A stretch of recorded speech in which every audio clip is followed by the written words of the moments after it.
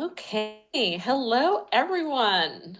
So, from wherever you were joining us from around the world, good morning, good afternoon, good evening, good night, and welcome to session 4 Visa webinar. Hi, Dean. Hi, Gonçalo. How are you gentlemen doing today? Thank you. Hi, Lily. Hi, Gonçalo. Everything is amazing. Same. Everything is great. Calling in from Portugal, the center of Portugal, our tallest mountain. And yeah, super excited for today's conversation with Lily. Yes. Excellent. I'm hanging out here at the moment at the Abu Dhabi airport in the luxurious surrounds of an airport hotel because due to my husband's visa issues, we've had a little bit of a travel upset. So it is just experience that remote life. There are so many tools and solutions out there, but you can never quite predict what's going to happen. Dean, where are you joining us from today? I am in beautiful Mykonos, Greece for another 24 hours, and I'll move to Germany next. Yeah, it's pretty sunny and nice here. Excellent. I'm glad we caught you before you had your travel day. So welcome. So we are live on LinkedIn for Remote Commons, a cooperative effort to advocate for digital nomads and do fun things. My name is Lily Bruns. I am the co-author of the upcoming Digital Nomad Visa white paper. And if you've been joining these sessions, we've been having fantastic conversations about remote work visas, taxes, advocacy, collaborating with governments. And so I'm very excited for this final session where we are rounding out the conversation to talk about what the future of digital nomad advocacy might look like. I'm excited to have Dean from United Nomads and Gonçalo from NomadX. So Dean, maybe I'll go ahead and ask you to go first. Can you please introduce yourself? Share with us, what brings you to this conversation? Tell us about your experience working with governments and representing digital nomads. Thank you. And yeah, I'll start with just a little bit background about myself for those who don't know me.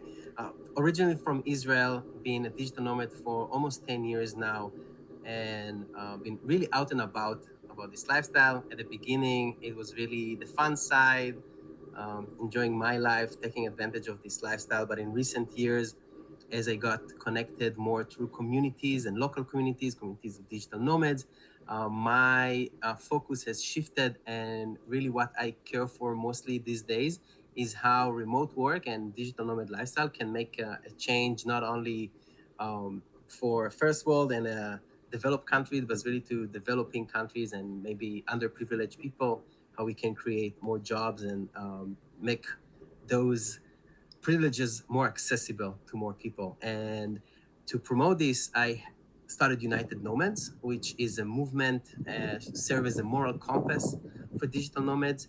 And I've been engaged in a lot of conversations with various countries. If it's Croatia and Spain, it's been Bulgaria and Albania, Montenegro, and other countries. I see a lot of interest in Asian countries, a lot of conversation around visas and digital nomads in the Balkan countries. So I've been talking with them with various functions. Sometimes it's Board of Tourism, sometimes it's Ministry of Interior, and those conversations has different takes. And I'm sure we'll dive a little bit more to this later on. But this is what I do for fun, for living, and for passion, trying to promote this lifestyle and make it better for everyone. Excellent. I'm so excited to have you on here. And I think one of the things I'd love to touch on later, is with remote work visas and policy, we focus a lot on what governments can do to shape, to sort of push their economic agendas. But I love what you bring to the table with United Nomads, where you really want to think about how we use culture to do things. So touching back on that later, but passing the torch on to Gonçalo, so for anyone who doesn't, go on the internet and has been living under a rock, and would you care to introduce yourself and share with us, some of the projects that you've been a part of and why you're interested in digital nomad advocacy? I think, well, for me, Nomad gave me the life I dream of for since I was in school. I went to 7 schools to finish high school. I went to 3 universities. And it was always this curiosity about what's there, what's the culture like, what's the people like. So when I had this opportunity to finally work remotely 5, 6 years ago and be a nomad, wow. And what I found was that we move between communities. I wanted to go to Bali, not because Bali is beautiful, it is, but because the people that are right now in Bali are the people I want to hang out with. I want to hang out with Dean. I want to hang out with Lily. I want to hang out with Tarek from Nomads Giving Back. So I understand that I was moving more in between communities than in between places. So during COVID, I came back to Portugal, and the government of Madeira accepted to build a crazy project with me, which was to create the first nomad village in the world. We believe so. Maybe it's a second. Nobody cares actually, but we created the Official. Nomad village of Ponta do Sol. Yeah, the first official one. We created the Nomad village of Ponta do Sol in partnership with the government of Madeira and Startup Madeira. And it was a huge success. We now have 5 communities in Madeira alone, which is an island, thank you, sir, which is an island with just 250,000 people. So the product spread out. And it's not just, we are not just promoting Madeira, it's a community-centric project. Mm-hmm. When I pitched the president for the first time, the president asked me, what do you need to build? Where? How many millions do we need to invest in this? When I say like, well, not that much. We are building a community, not a village. We are using a village that already exists, and we are building a community by reusing the spaces that right now are not being used. And yes, maybe because of that different vision, the project really spread, and it was very viral. And it's, for me, it's my passion project, like for Dean. Since then, we launched in different countries. The next year, we launched in Cabo Verde, an African country in the coast of Senegal. And now we launched, the last one was in Brazil, the first Nomad village in Brazil, which is in Pipa, a surf town, 8,000 people, super nice as well. We like villages, it's fair to say that, because we can build nice communities there. And now with NomadX, I acquired NomadX to be basically the brand. I don't want Gonçalo to be everywhere. It's a lot of work. So NomadX can be everywhere. Gonçalo cannot. So that's the work we are doing with NomadX, working with governments, but also now creating events and creating this whole nomad economy we want for the future. Yeah. I vibe with you there of not wanting the individual to have to be the brand. It's like why myself created Remote Commons. It's why Yan Diong, who was on a previous session, created Digital Nomad Association of Croatia. Because I think, while we may participate in a lot of conversations, I think all of us probably share a passion that it's not, we're not up here because we want to be in the news or we love hearing our voices so much, but we're truly passionate about serving the community that we come from, right? This lifestyle has transformed our lives and we want to sort of be able to pay that forward. And on that note, so while I was writing the white paper on remote work visas, digital nomad visas, this really just nailing down the phrase of who or what a digital nomad is was a tremendous challenge. And so when it comes to representing a community that, we don't have one single definition of exactly what a digital nomad is, who that person is. So I'd love to hear from your experiences, how do you go about representing this diverse community? What to you are some of the core aspects of identity that are important when it comes to your work relating to governments? And either of you, anyone want to go first? Dean, you unmuted sure. yourself. Please take the stage. I'll go first if so allow. So I tend to flatten and simplify the conversation when I talk either to businesses or to governments or to really anyone, even individuals.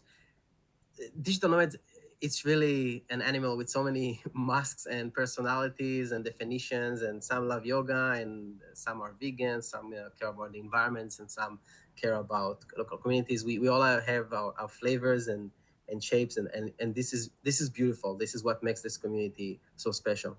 But when the conversation around freedom of movement and creating opportunities and connecting with communities, it's simply, hey, there is a group of people, very talented, self-sustained, right? They have jobs, they have businesses. They're not coming to take your jobs. They're not coming to interfere. That we come in peace. We come here to help. And let's talk about the basics. There are a group of people that can help this country.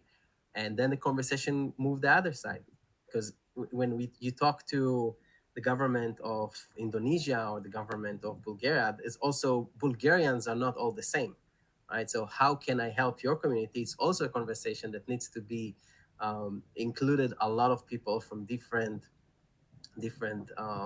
cities and different professions, etc. We talk me and you speak as representative of the community, but how much can I represent the community? As I'm one person with his own opinion. So also into this conversation, I rarely walk alone. It's so important to voice and sound and hear everyone's opinions and challenges, and what I think is right might be very wrong for others.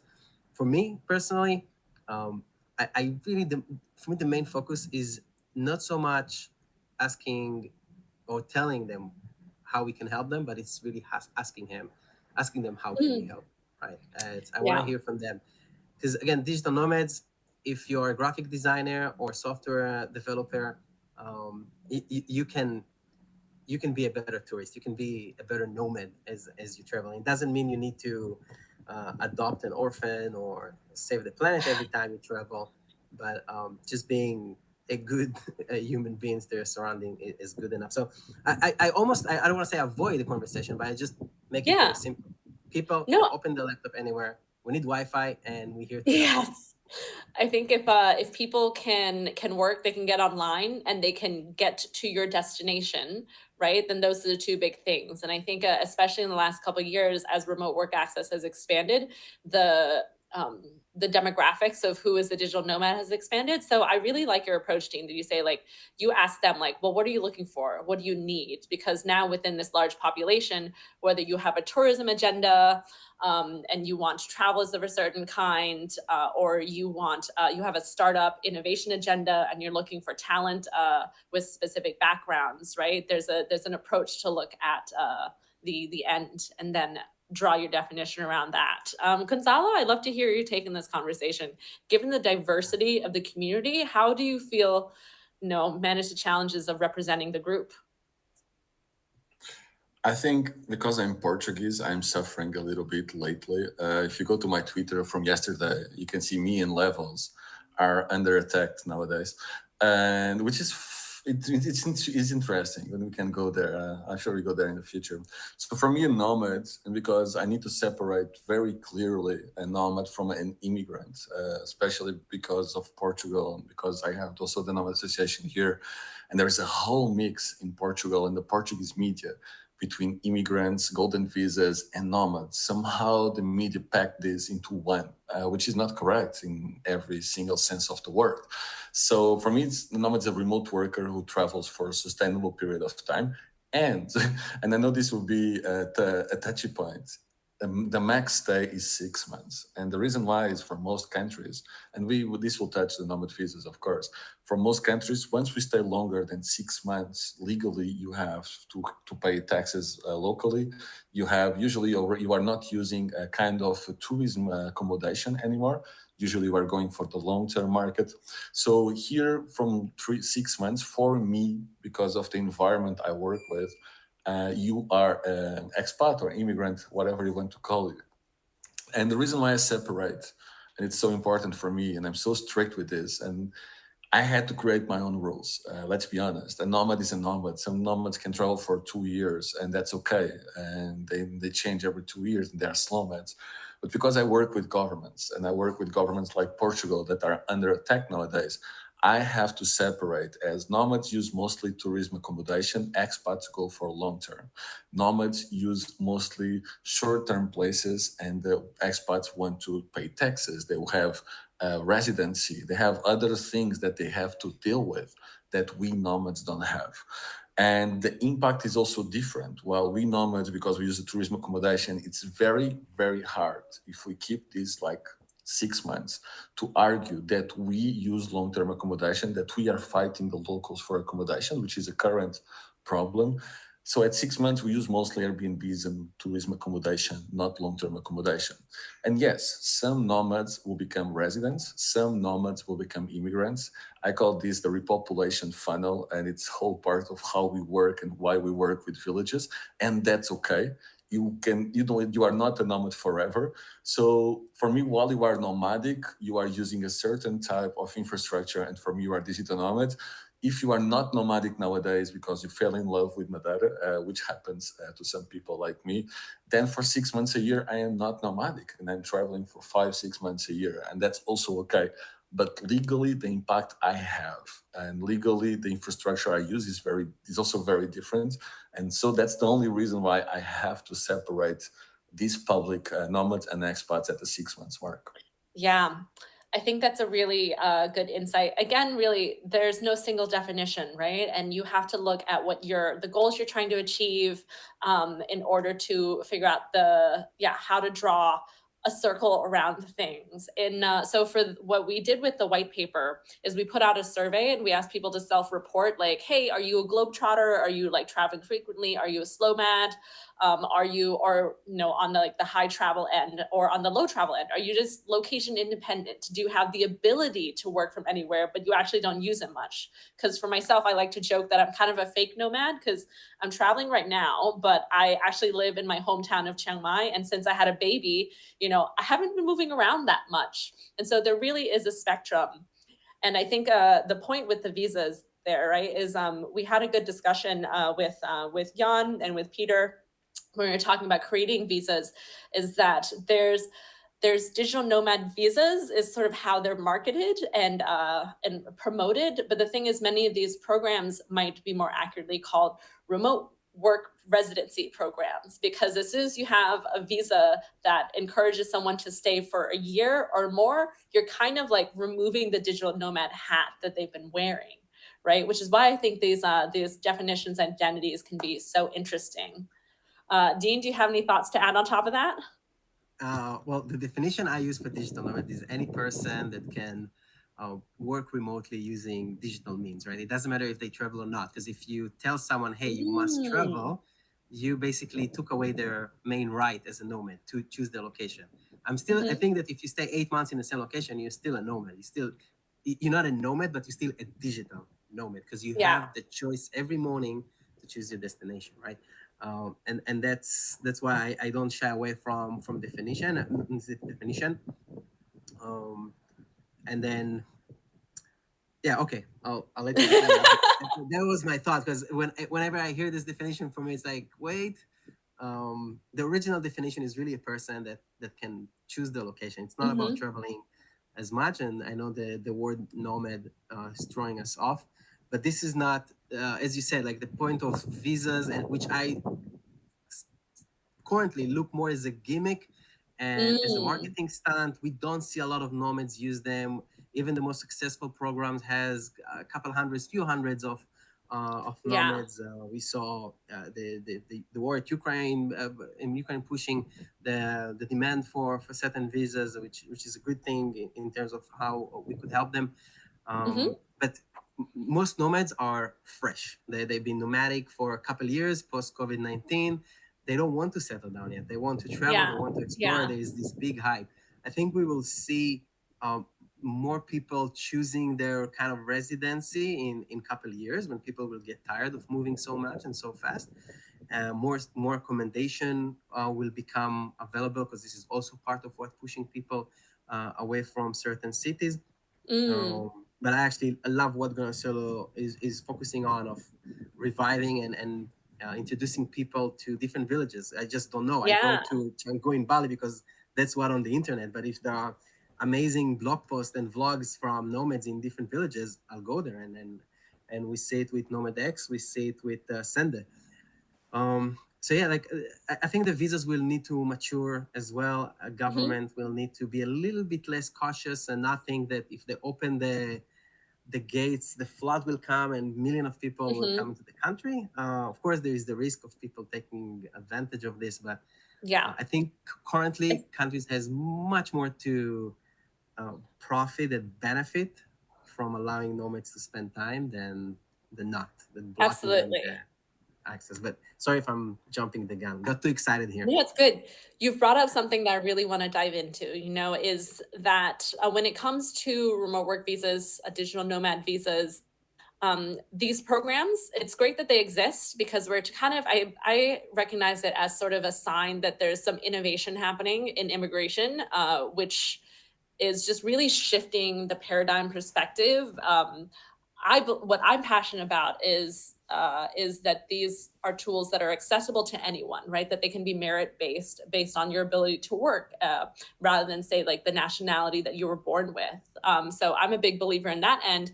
But the truth is, still, most of the people who are digital nomads enjoy passport privilege, right? And so they can move around easily. They use tourist visas, visas on arrival, visa-free entry. And so there's not really a need in some ways for visas even. And Gonçalo, that's something that you've spoken about a lot. And I've really enjoyed watching your work and learning there, because we saw a big hype around these visas after they launched. And now I think we're up to like 40 or so programs that have sort of been promoted or that have launched or in the works. But the thing is, when it comes to attracting nomads, a visa is not your only tool, right? It's like everyone has sort of been going at it with a hammer, but like sometimes a wrench is what you need. And I think even though Portugal is now opening up a true digital nomad visa created specifically for this target, right?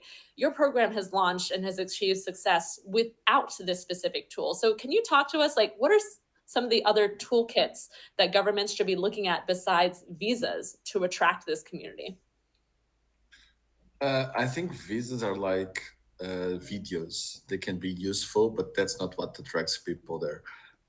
It's nice to see the destination in the video. It's nice to have a visa. I am not moving to a country because I have a nomad visa at all. First, you need the people, then you need to create the tools. It's not the other way around.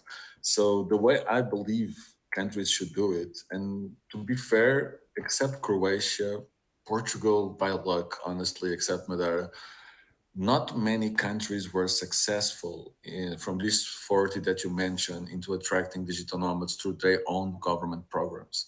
I think it's fair to say that Matthias alone brought more people to Bulgaria than any other program in the governments, probably. Croatia may be the exception. Portugal, if we say the government has a project, they don't. We could say it's successful. But except Madeira, I don't remember any other that actually worked properly. Like by properly, I mean try to bring more than 500 people. That's more or less the threshold. So what can we do instead of visas? Or not instead, I would say before, maybe before visas. As an accompaniment, right? It's like a whole strategy. Yeah, it's like doing the video, but then there is nothing, there is no accommodation, right? So I believe that, again, nomads travel between communities, in my opinion, and we need to build more communities. And these communities doesn't mean that we have nomad bubbles, but communities mean that we have actively managed communities. And by having communities that are actively managed by a community manager, we can actually integrate them much better locally. So the way we did it in Madeira is we created first the nomad community in Ponta do Sol, a small village, but as the whole island grew, naturally, we had community managers from the community, Portuguese people that are now leading the different communities. They are still under Digital Nomads Madeira. We still have the guidelines for all of them. We help them. We also say you shouldn't do this and you shouldn't do that. You should do this instead. We have very actively managing these community managers. But they are now taking off completely. Madeira, in Funchal, there is this association that was born from Digital Nomads Madeira. It's called Madeira Friends, and it's a local that came back to Madeira with his remote job and another girl as well. And they are doing a job 10 times better than mine in terms of local impact, connection with the locals, because they are locals. I'm Portuguese, but I'm not from Madeira. And empowering these people to have their own projects locally and giving them the support they need as a country, or in this case, as an island, is so key. It's incredible that we have a Matthias and Uwe that built Bansko, but they took 5 years. We as a government can do the same impact in a village in 3 months. We can say it's not fair, but when the governments work with these community leaders, natural or in the project, like we see right now in Buenos Aires, the impact is absolutely insane in the positive way. big part of the negative impact, if this community manager is good, is thrown away, because right now our integration with the locals, how the locals view nomads in Madeira is so different from Portugal. How we are integrated, how expats are involved in our community, how locals come to our parties. It's not perfect, right? Don't get me wrong. We still have so much to do, but still, it's incredible to see these local community leaders take off, build their own projects, supported by us, the Digital Nomad Madeira project, and by the government. That's the one who is behind us. Yeah. So I think we need more structured projects that are community centric. We need more workshops for accommodations. But when this happens, something beautiful happens. It's because we built this project outside from, I think, the biggest co-living in the world network. I don't believe Selena is a co-living space. That's another conversation. So from the outside, it's the biggest co-living for nomads in the world, the biggest network.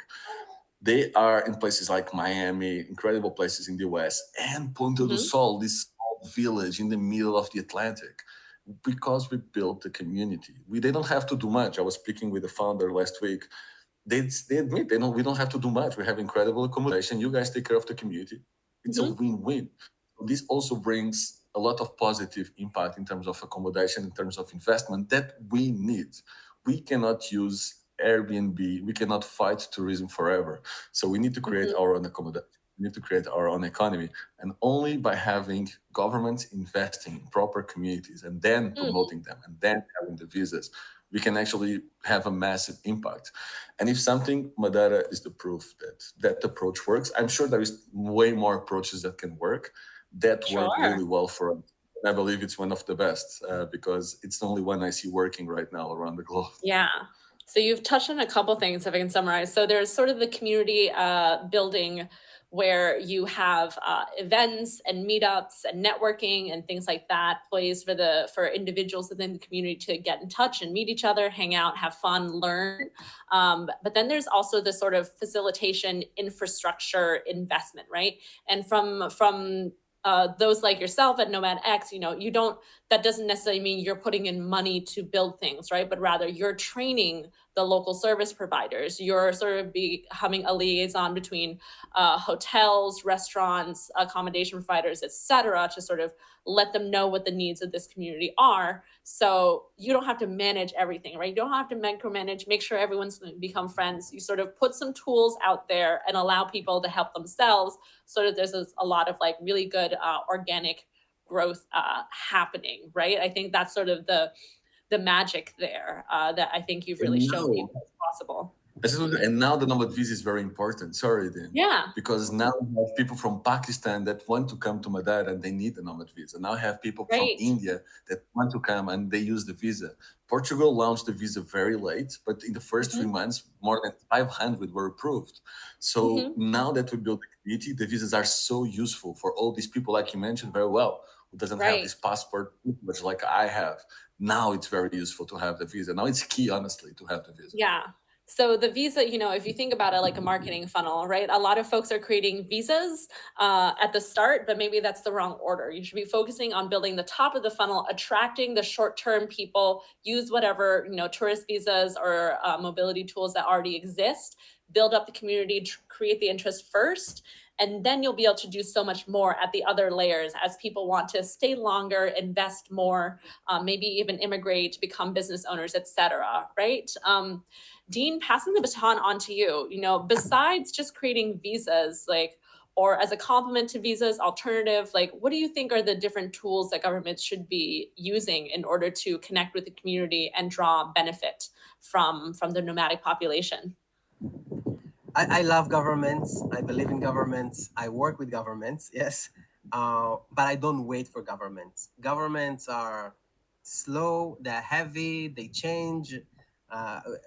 In half the project I work with governments, halfway through it's like, okay, sorry, there's some power shift, someone new in the office, and that's why I don't wait. We definitely need them to help with regulation, with policy, to remove roadblocks, to help get attention and get funding when needed. But at the end, I think the best thing many governments can do is just to take a step back and not do. Same if we want to save the ocean, we don't need to do, we need not to do.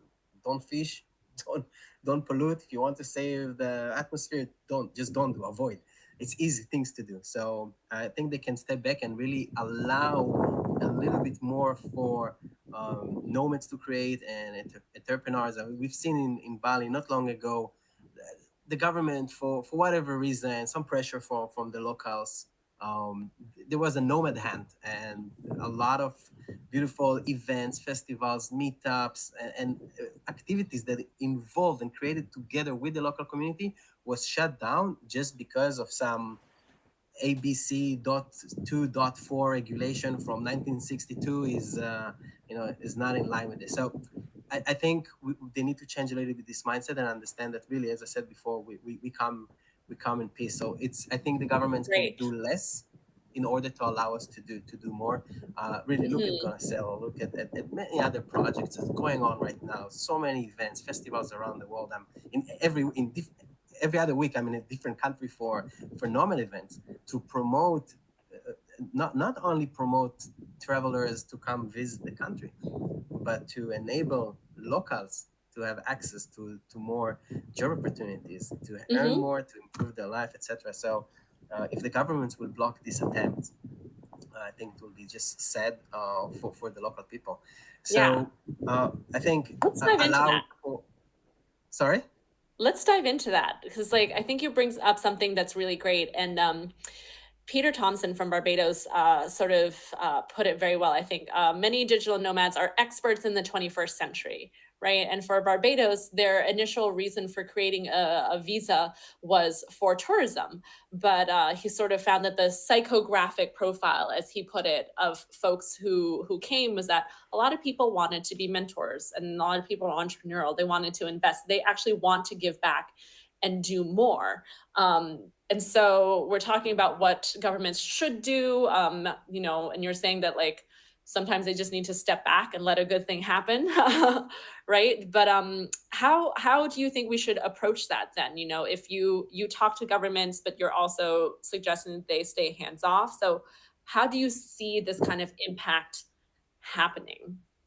How do we make the benefits? Before I answer exactly to this, I will mention one more thing that also Gonçalo kind of threw in, but we didn't touch it. Many of the digital nomad visas are basically a copy paste of some other visa with some small changes, and oftentimes it does not really address the problems and issues of movement, of freedom of movement for people coming from countries like Pakistan and India, because they don't deal with this. It's like just let's take this freelancer visa and give it a different name.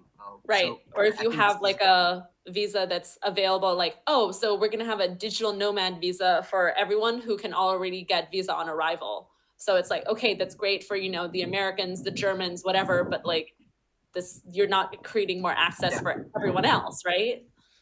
Exactly. So that's one thing that I hope we can solve.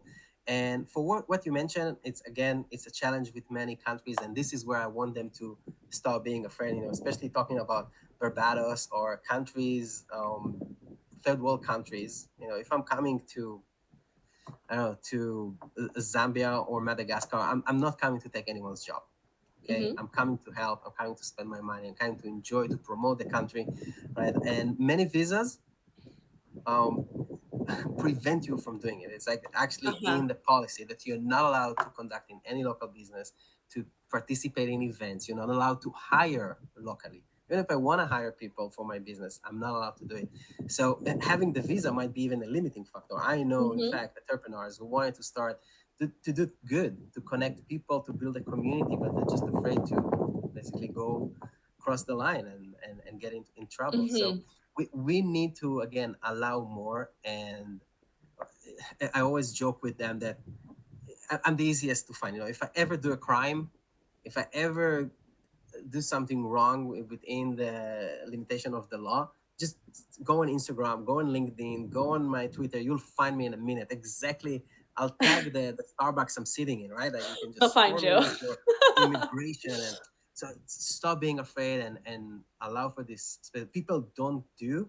Gonçalo, you operate in Portugal, and it's easy for you. You're Portuguese, EU citizen. You can work freely there. For people like me holding an Israeli passport, if I go and give a talk in Europe, I should be scared of like, okay, are they going to wait for me in the Yeah. immigration? So Yeah. um, We- we need to address it. To be honest, I'm not even sure what is the solution, because once Mhm. you allow for some, other people might take advantage of it. And this is Yeah. where I take the side of the government that, hey, we need to protect our borders and we need to Sure. protect the jobs. But it's something like as remote work becomes normalized, people, it's an enforcement issue, right? It's not just about legislation, but it's about how you apply those rules, right? Because when we see a business person using a tourist visa to come into a country, but they take business meetings, this kind of thing is so commonplace that governments don't enforce. But we sort of have a little bit more of a radar when it comes to folks who are digital nomads, who, especially when they're content creators, right, can be a little bit more public, and it straddles the line in an area that we sort of haven't fine-tuned. So there's definitely issues there. I'd love to bring up some questions from the audience, and so Illumide and Forrest both asked a very similar question, Dean, if I may.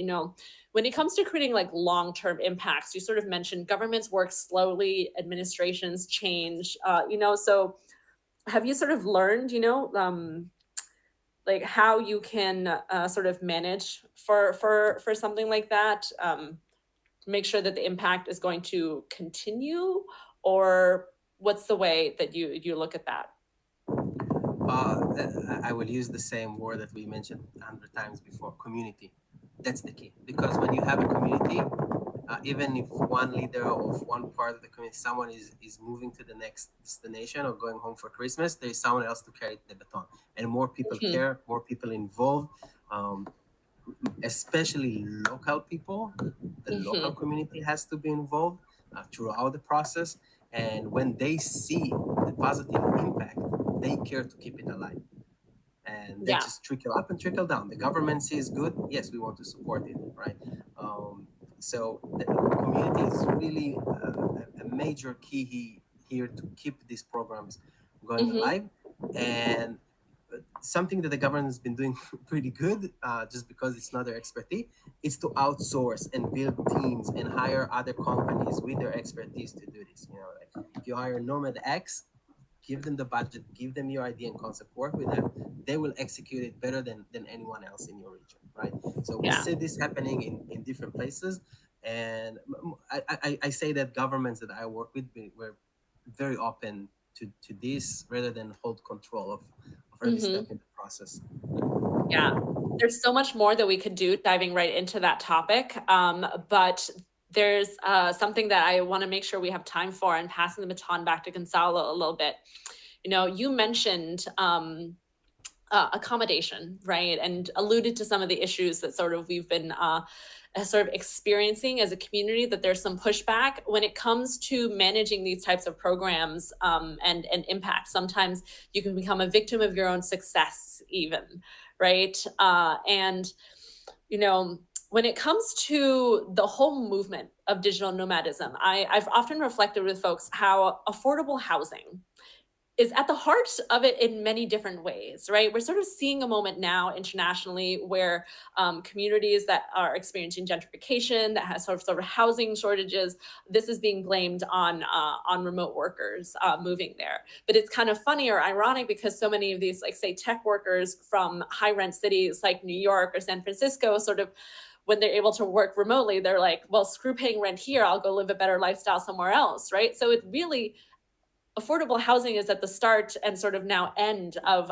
the movement. So when governments create programs to attract nomads, there's two sides, right? You want to bring people, but you also need to manage the impacts of that. So I'd love to hear, Gonçalo, you talked a little bit about like working with local suppliers, et cetera, but how do you think we as community leaders or government advocates should be managing impact? I think above all, I will criticize the whole movement now. So this is interesting. Okay. Sorry, guys. Let's get into it. Gonna be... So one thing I love about the remote work movement, remote work, not digital nomad, is that everybody is contributing. Everybody has a voice. Everybody is trying to be good. So when the remote work community is attacked by things that are not true, and it happens quite often for several reasons, like big commercial real estate companies trying to put people back in offices, the whole community stands up and says, this is not true. We are fighting back. Sadly, on our community, I don't see the same. I see 5, 6 people doing this, and I just wish that more people that enjoy this lifestyle, more people that are leading others, more people that are building projects over for digital nomads would rise and actually have an active voice in the movement, because that's the missing part. That's why the media can spread lies, because nobody's fighting back. This is true for digital nomadism right now. This is not true for remote work. Every single time an article comes out with false data on remote work, on going back to the office, we fight back. And honestly, right now, I feel a little bit lonely in this fight. We see Dean, we see other people fighting back. We don't see that many.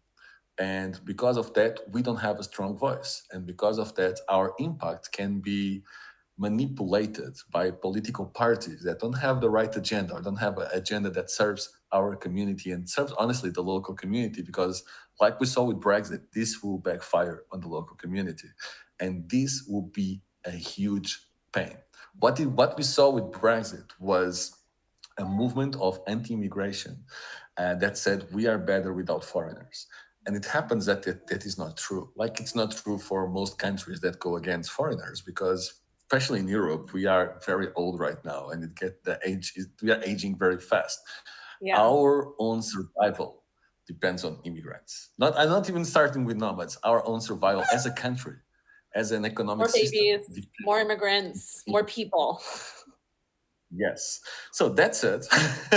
Now that I attacked our movement a little bit, the truth is we need to be very, very careful nowadays. Affordable housing, honestly, all the data suggests, and I went through the data. I wrote an article about this because I'm tired of the BS in the Portuguese media, now global media.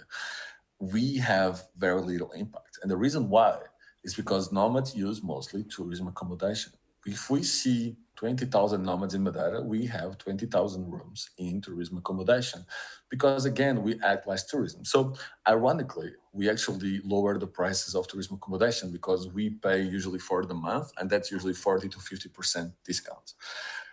It's crazy. We can, even if we argue that immigrants have an impact in housing, which they can have in certain neighborhoods, very rarely in a big city like Lisbon.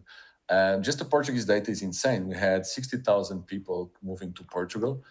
The biggest rich community moving to Portugal was less than 5,000. The rest was immigration coming for working services, like from Brazil, which is the biggest community in Portugal. So these people also need housing. All this to say, I've been a long way because I'm tired. I'm really tired of all this discussion. Yeah. We do need to create more housing that focus not on digital nomads, but on midterm, because remote workers also use this. Because locals are moving to the countryside for a month, like we see in Estonia, and work from there. But we need to create a whole midterm economy that right now is lacking, from the gyms that only allow you to have 12 months contracts to the accommodation and the whole hospitality sector. I know, I was in the investment forum in Berlin, Hospitality Investment Forum, and the big players are moving in, which makes me very happy. Accor is building for us. All the big players in hospitality are building service departments. I am right now in Covidé in a brand new service department with the best view in town. And this place is gorgeous. I want to stay here. I didn't know about this. So we see the businesses moving in very quietly, and they understand that we are the future. And we need to build more vocal about this community, because that's the only way we can guarantee the future and that we have proper accommodation. We also need to be more vocal about the real impact of nomads, because if it's true that Canggu is completely gentrified, the truth is there was no big Canggu before tourists get there. And my personal opinion, and I see this in Bali specifically over and over again, is that nomads keep moving away from tourists. So actually, with what we saw is that Café Del Mar moved in, big players moved in, mass tourism moved in, and nomads are moving to Sese. And it keeps going, and until the end of the island, probably. So there is a lot to build. What we would have 10 years to build. We had 2 years in an accommodation crisis in middle of COVID. So honestly, the economy is not ready right now. And we need to be very vocal about what kind of accommodation we use, because only then we can actually have real conversations about why the housing prices are so high. And Yeah. once we look to the world, the housing prices are increasing the most in places that have no immigration and no digital nomads. Yeah. I think so in a Very exciting. way it's almost like a fake problem, right? And it's a problem that the market is actually already moving rapidly to sort of fill the need. So the issue that you're pinpointing is not the real issue, it's the advocacy around it. It's the conversations that we're having. You know, I totally feel you on this topic, but I think there's a little bit of a challenge here with nuance, right? With digital nomads who hop from community to community, I think it's hard to speak up and to step up like that because there's a lot of there's a lot of criticism that like digital nomadism is sort of like colonialism 2.0 in a way. There's folks who want to sort of shout people down for like white saviorhood and things like that. So I think a lot of really good people are sort of scared to speak up. Gonçalo, you being Portuguese, even if you're not from Madeira, you have a little bit more social cash to be able to speak and represent the people, right? And because I feel the same as a local to Chiang Mai, you know I don't have any issue, calling BS when someone wants to say certain things about Chiang Mai. I'm like, nope, that's not true. The gentrification that happened in this neighborhood is not the fault of nomads, blah, blah, blah. But I think that's actually like kind of hard um, to sort of do at scale. I might go ahead and, we've been missing Dean in this conversation a little bit. Like, do you have any thoughts? Like, does someone need to be local in order to speak up about these things? As someone who hops around frequently, do you feel like you have a voice, you can represent these communities? I will not represent any community, and I will not speak on their behalf. And that's one of the things that I learned the hard way, and I made these mistakes throughout my journey.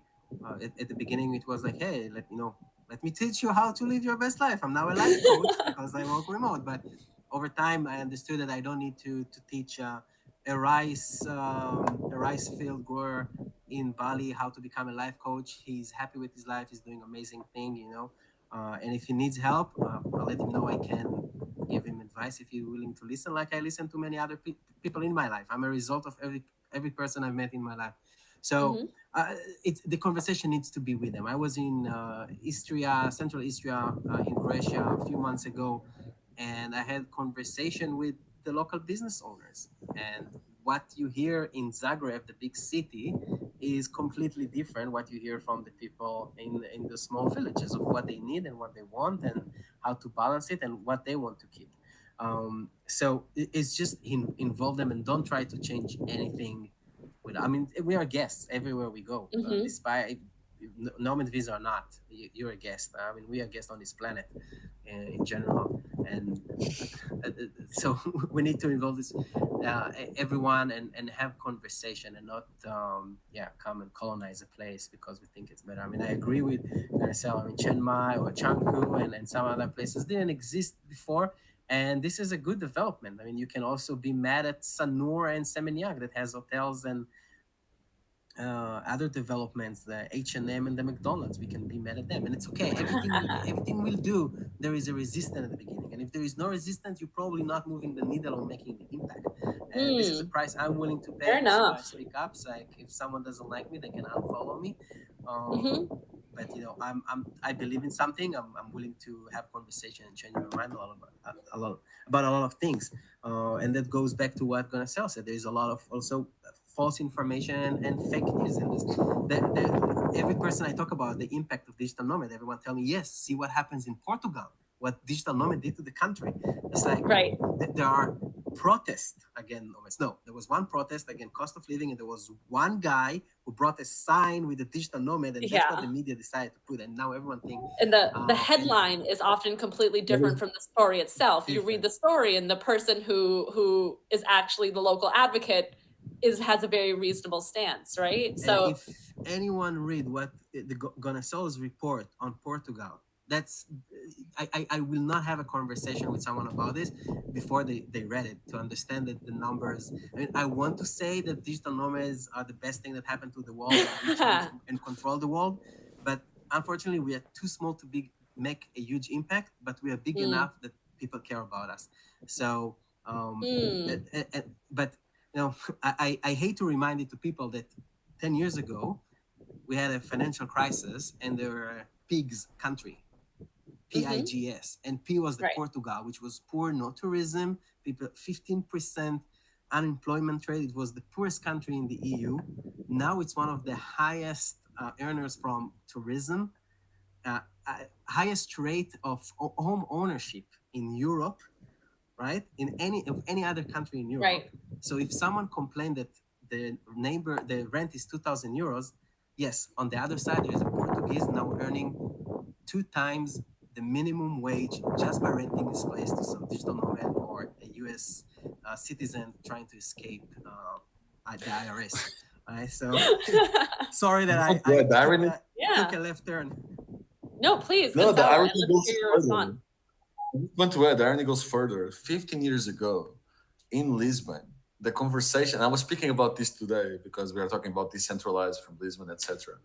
The conversations on the media, the conversations on the TV were all about how do we bring people back to Lisbon because the city center is abandoned.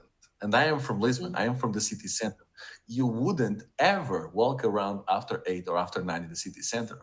Only drug people did. And it was dangerous. And now, 15 years later, here we are complaining. We have a brand new city center because foreign investment actually built the whole and invested in Lisbon.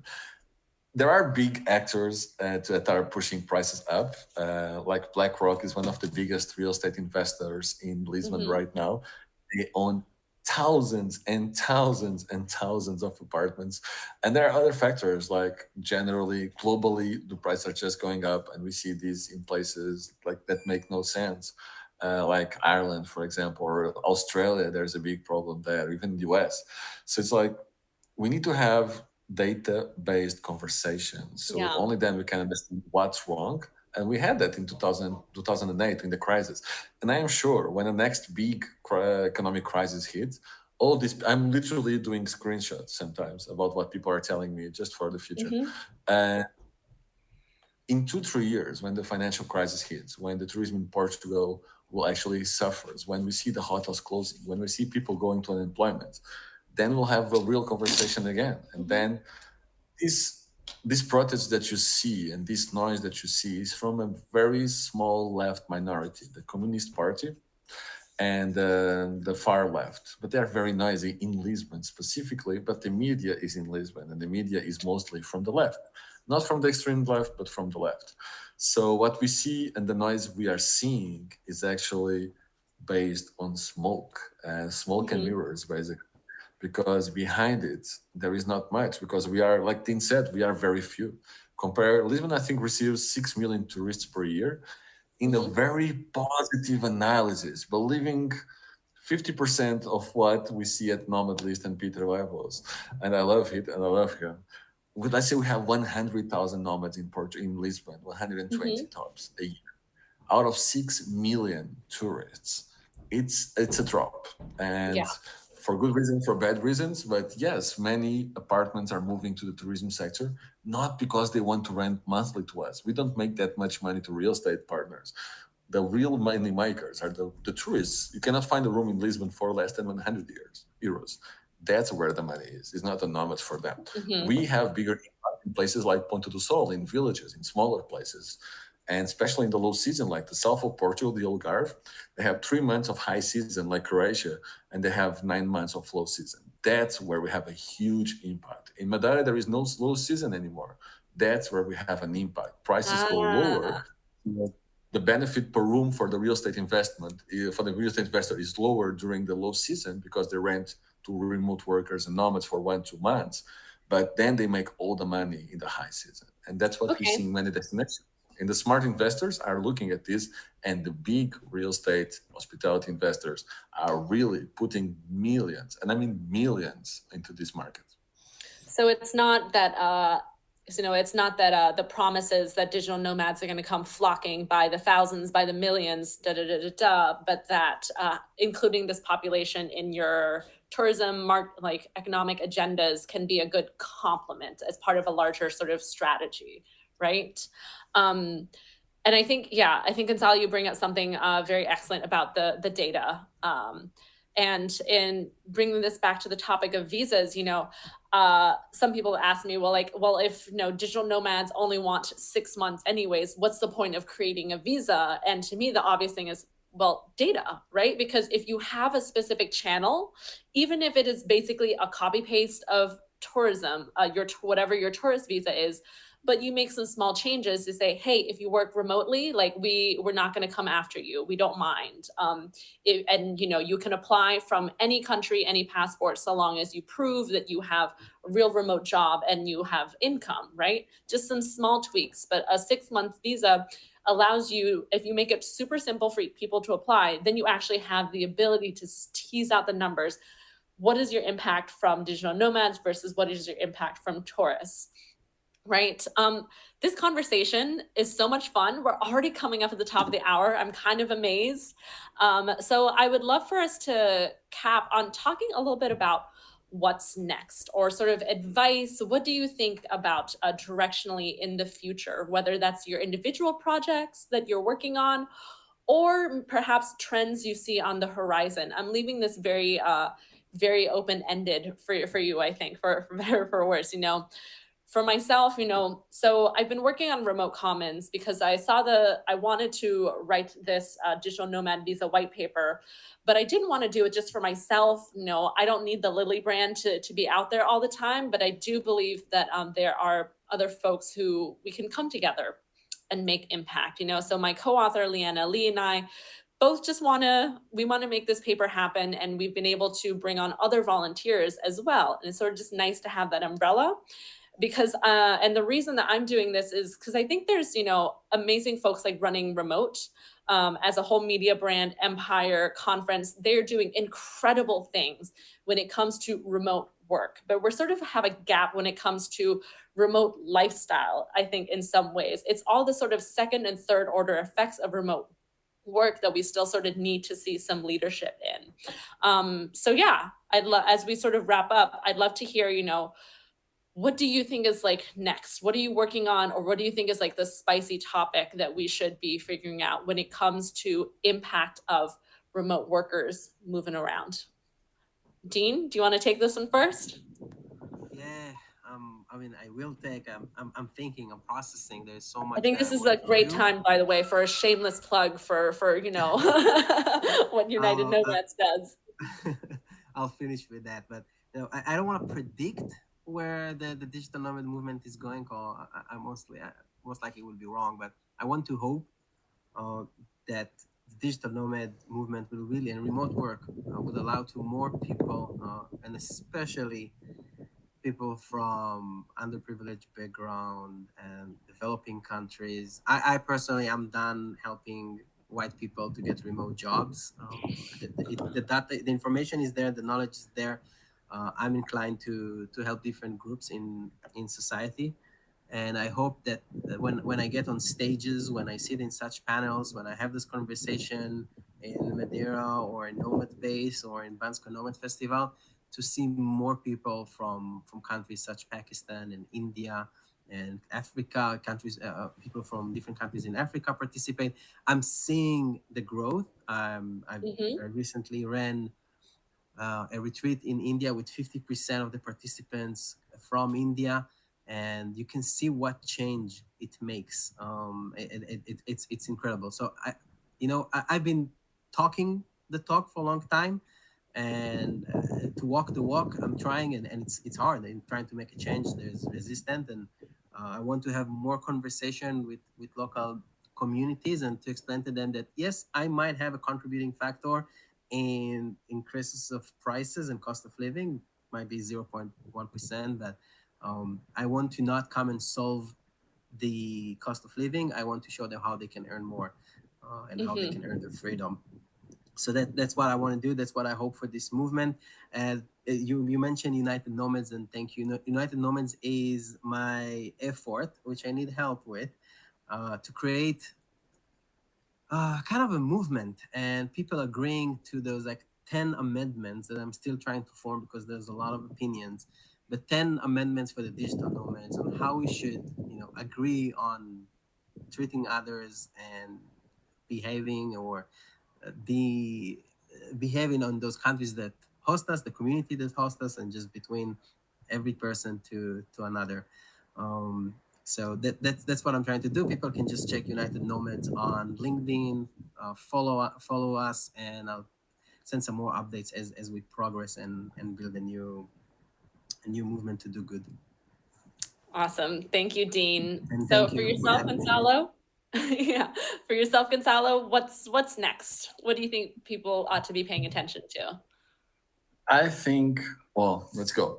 I love to speak about the future. This is my favorite thing, and that's why I write so much about it. I think we will create a global network of communities with incredible local leaders. I think governments will do part of the job with the local leaders. I think other people like Goa, it's private businesses building the whole thing, and they're doing an incredible job. So I don't think we only governments, but we need the community leaders. Some will have support from the government, others don't. But we will have a global network in the next 3 to 5 years of more than 100 well-managed communities if we work well and if we actually engage everybody in this. I see governments and investors working together with these communities. Investors are looking at us, they're looking at the whole movement, they're seeing how the world changed. And if this investment forum teach me something, was that they know, like I never expected to hear so many times the word remote work and digital nomadism in the hospitality forum with the biggest hospitality players as I did. I was shocked. And yeah, it was crazy. So once we work all together, we can build incredible things. We need more reliable data. I think, Lily, you were right on point. So we need more data. I am thinking about doing something about that for specific communities. We have, because of Madeira, not the visa, but of course, because of our project, we have more than 18,000 people that answer our questions. So we have a lot of data in Madeira, which is quite cool. And I would love to see more places doing the same. I think Buenos Aires, for example, is in a great position to do the same. I think Croatia is in a great position to do the same. Don't just promote, but a great way to help the whole movement and actually to help yourself as a government is to collect from the people coming, their impacts, to actually show the world that this was a good investment, not just for promotion. And then I think just tomorrow, the creation of what a whole midterm economy. I mentioned that we should have had the time to build it. The changes we saw in 2 years of COVID should be the changes we were going to see in 10 years of remote work development. So the market didn't have the time to adjust. They are working hard, and we need to build this whole midterm economy for everything, honestly. Not just because of nomads, but locals are not very keen to pay 12 months of gym or 24 months of internet anymore because they are moving.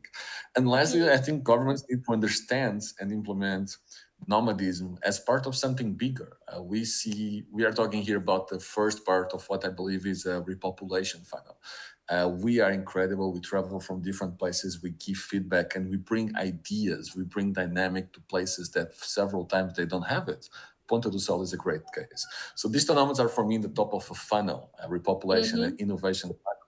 That Sort then of the some of them fell in love. the bleeding edge. Yes, like I fell in love with Madeira. Now I live there for 6 months. Now I contribute more to Madeira than other places I am. As an entrepreneur, if I then 25% of nomads are entrepreneurs.